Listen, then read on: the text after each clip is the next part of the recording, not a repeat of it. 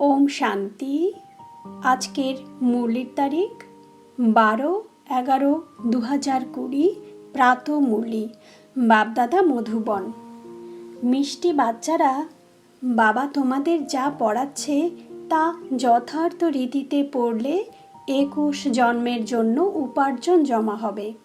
ভালোভাবে ঈশ্বরীয় পড়া করলে সদা সুখী হয়ে যাবে। প্রশ্ন: বাচ্চারা, তোমাদের অতীন্দ্রিয় সুখের মহিমা কেন করা হয়? উত্তর: কেননা তোমরাই এই সময়ে বাবাকে জেনে থাকো। তোমরাই বাবার কাছ থেকে সৃষ্টির আদি মধ্য অন্তকে জানতে পারো। তোমরা এখন সঙ্গমের অসীমে দাঁড়িয়ে আছো। তোমরা জানো আমরা এখন নোনতা বিষাক্ত চ্যানেল থেকে অমৃতের মিষ্টি চ্যানেলের দিকে যাচ্ছি। স্বয়ং ভগবান এসে আমাদের পড়াচ্ছে, এমন খুশি ব্রাহ্মণদেরই অনুভব হয়। সেই জন্যেই তো তোমাদের অতীন্দ্রিয় সুখের মহিমা রয়েছে। ওম শান্তি। আত্মিক অসীমের জগতের পিতা তার আত্মারূপী সন্তানদেরকে বোঝাচ্ছে, অর্থাৎ নিজের মত প্রদান করছে। এটা তো অবশ্যই বুঝেছ যে আমরা হলাম জীব আত্মা, কিন্তু নিজেকে আত্মা মনে করে দৃঢ় নিশ্চিত হতে হবে। আমরা কোনো নতুন স্কুলে পড়াশুনো করছি না। প্রতি 5000 বছর পর এইভাবে বাবা পড়াতে আসে। বাবাও জিজ্ঞাসা করে, আগে কখনো পড়েছ? সবাই তখন বলে ওঠে, হ্যাঁ, আমরা প্রতি 5000 বছর পর পুরুষোত্তম সঙ্গম যুগে বাবার কাছে পড়তে আসি। এটা তো স্মরণে আছে, তাই না? নাকি এটাও ভুলে যাও? স্টুডেন্টদের স্কুলের কথা তো অবশ্যই মনে পড়ে। এম অবজেক্ট তো একটাই। যারাই বাবার বাচ্চা হয়, সে দুদিনের হোক বা পুরনো, সবার লক্ষ্য কিন্তু এক। এখানে কারোর কোনো লোকসান হতে পারে না। পড়ার দ্বারা উপার্জন হয়। ভক্তি মার্গেও ওরা বসে গ্রন্থ পাঠ করে উপার্জন করে। শরীর নির্বাহের কাজে লাগে সেটা। সাধু হয়ে একটা দুটো শাস্ত্র বসে শোনায়, এতেই উপার্জন হয়ে যায়।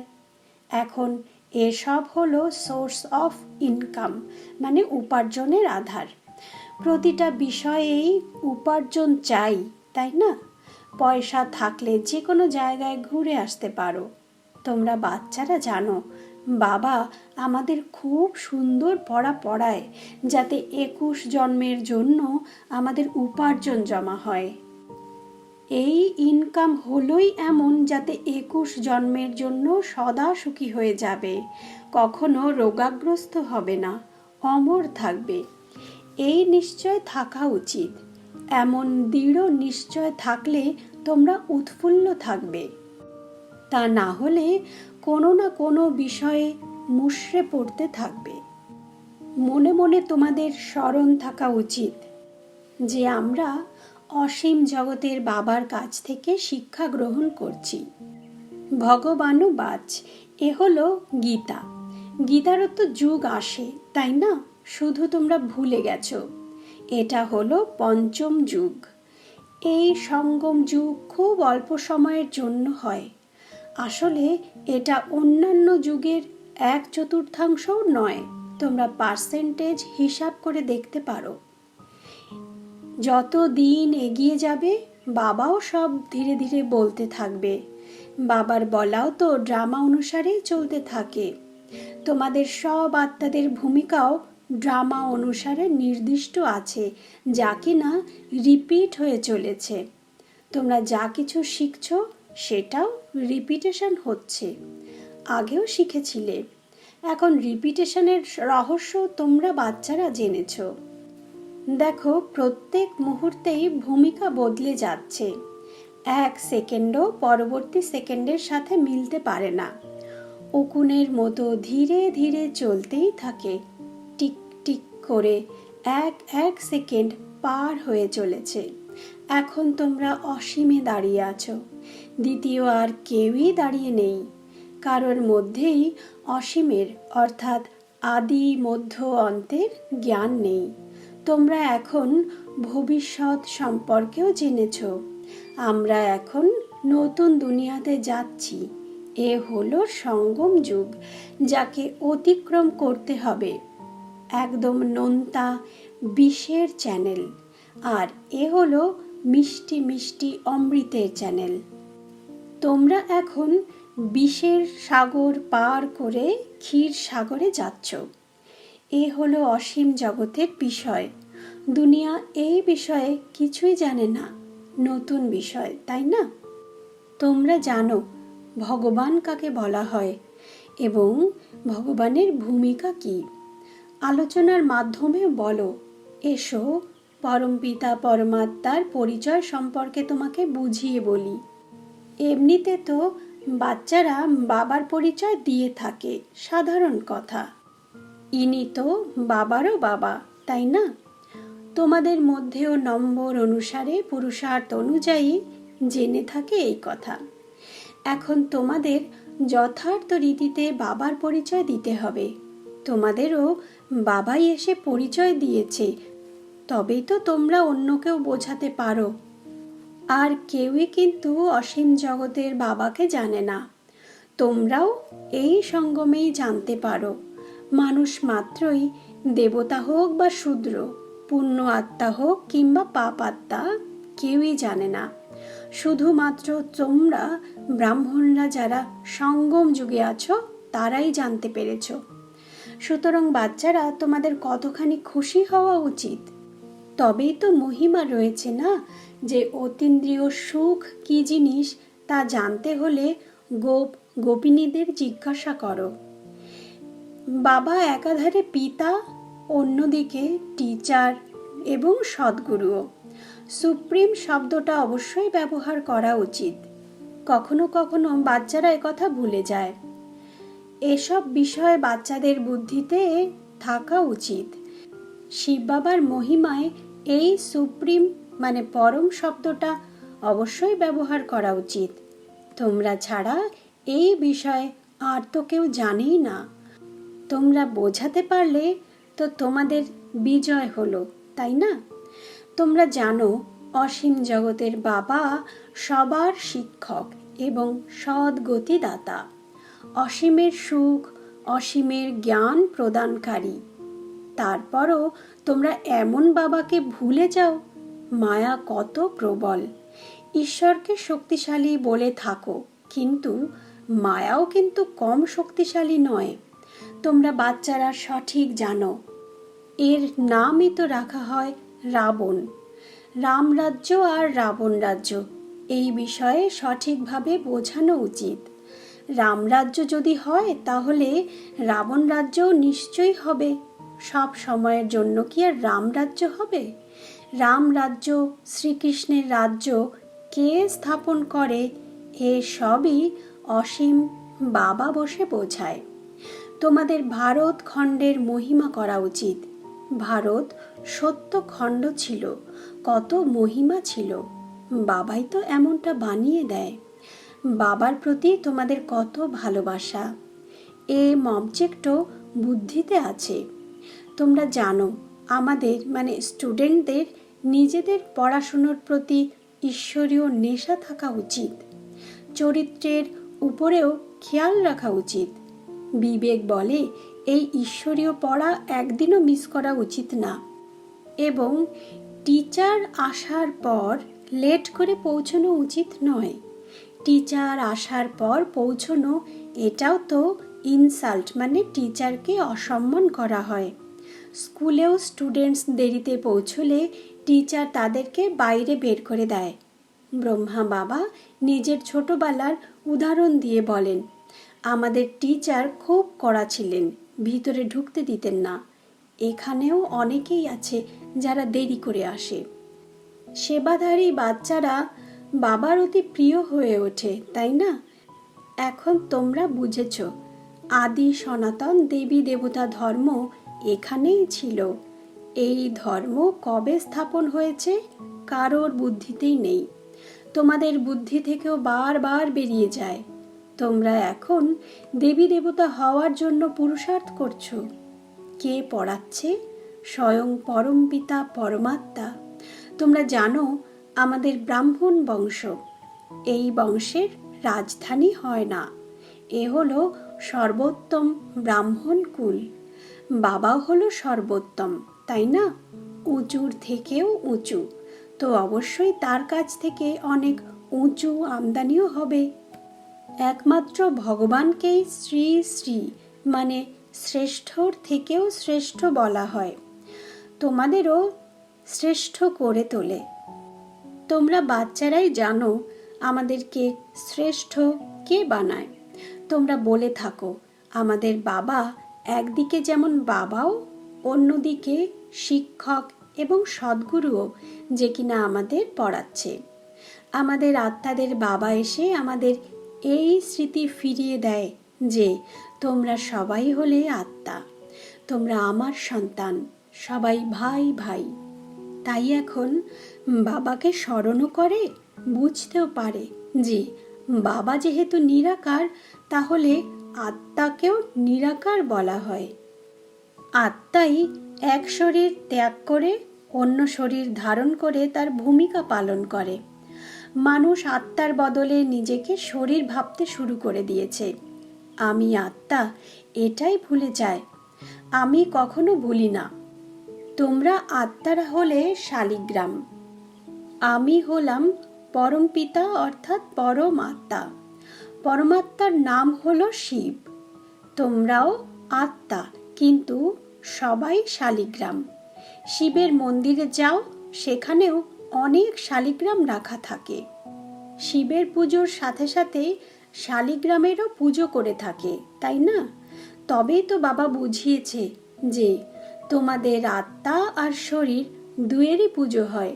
আমার তো শুধু আত্মারূপে পুজো হয়ে থাকে, আমার তো শরীর নেই। তোমরা কত উঁচু হয়ে যাও, বাবারও কত খুশি হয়।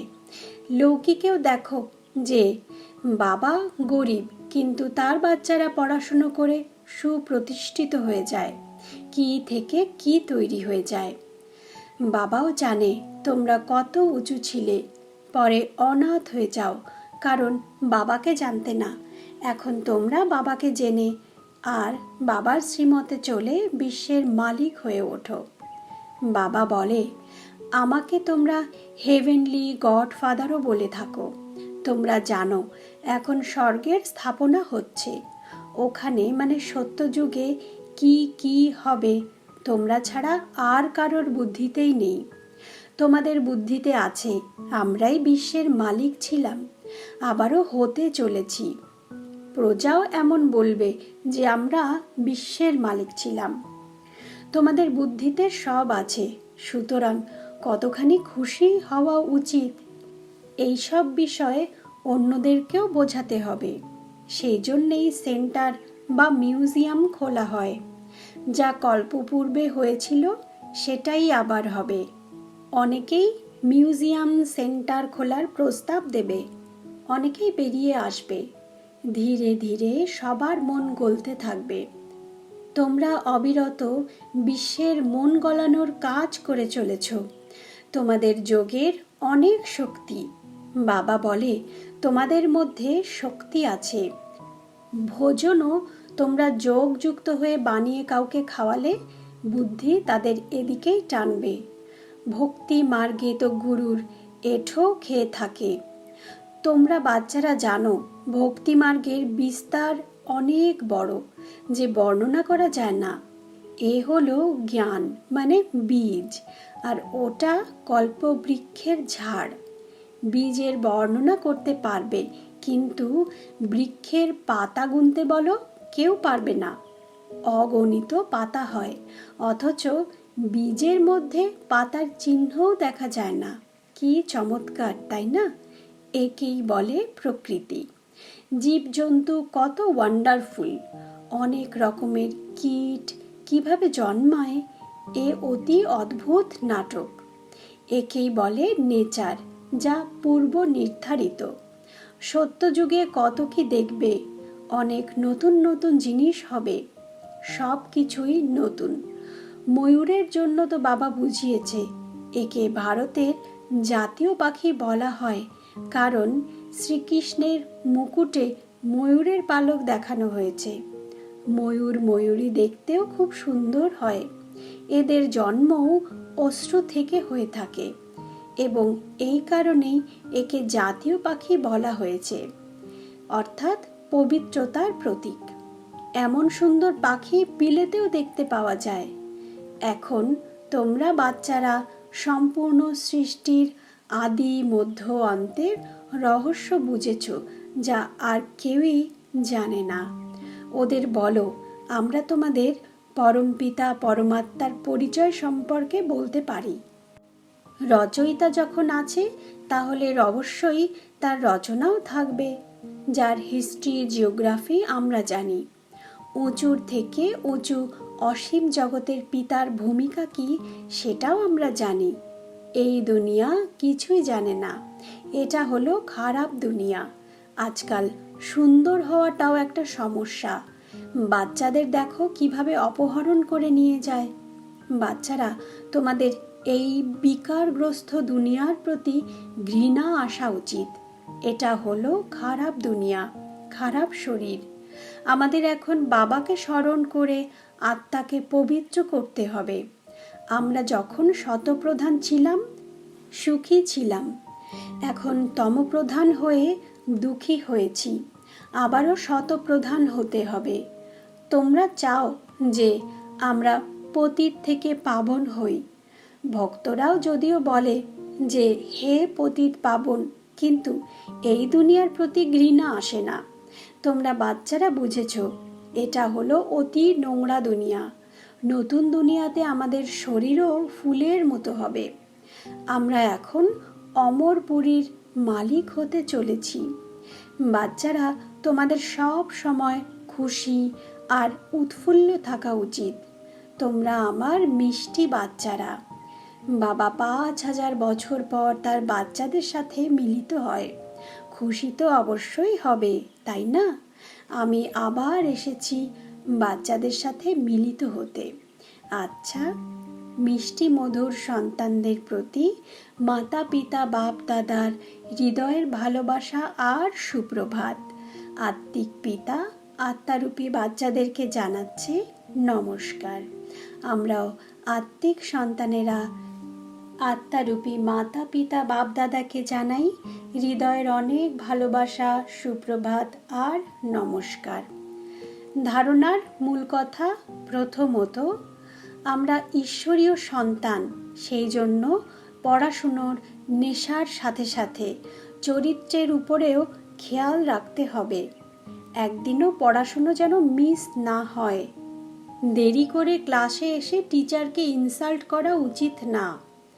দ্বিতীয়ত, এই বিকারগ্রস্ত নোংরা দুনিয়ার প্রতি ঘৃণা আসা উচিত। বাবার স্মরণে থেকে নিজের আত্মাকে পবিত্র শতপ্রধান করার পুরুষার্থ করতে হবে।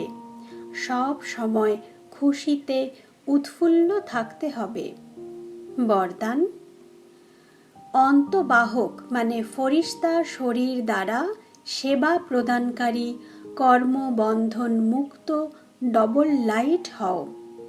ব্যাখ্যা: যেমন স্থূল শরীর দ্বারা সাকারী ঈশ্বরীয় সেবায় তোমরা ব্যস্ত থাকো, তেমনি নিজের আকারী শরীর মানে ফরিস্তা শরীর দ্বারা অন্তবাহক সেবাও সঙ্গে সঙ্গে করতে হবে। যেমন ব্রহ্মার দ্বারা স্থাপনা বৃদ্ধি হয়েছে, তেমনি তোমাদের সূক্ষ্ম শরীর দ্বারা শিব শক্তির কম্বাইন্ড রূপের সাক্ষাৎকার দ্বারা সাক্ষাৎকার এবং ঈশ্বরীয় সন্দেশ মানে খবর প্রাপ্তির কাজ করতে হবে। কিন্তু এই সেবার জন্য কর্ম করতে করতেও কর্মবন্ধন থেকে মুক্ত হয়ে ডবল লাইট রূপে স্থির থাকো। আজকের স্লোগান: মানের ত্যাগেই সবার মাননীয় হয়ে ওঠার ভাগ্য নিহিত আছে। মানের ত্যাগেই সবার মাননীয় হয়ে ওঠার ভাগ্য নিহিত রয়েছে। ওম শান্তি, ওম শান্তি, ওম। শান্তি।